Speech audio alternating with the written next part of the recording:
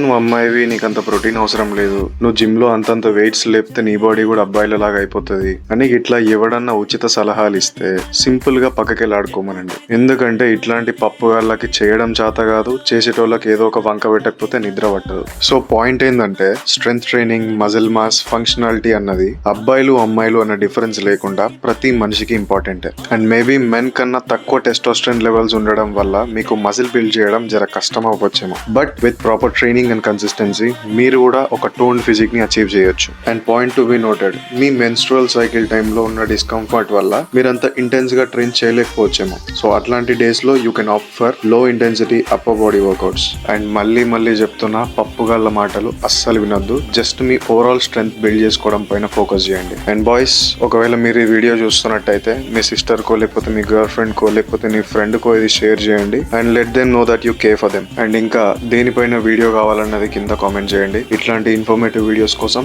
Subscribe చేయడం మర్చిపోవద్దు.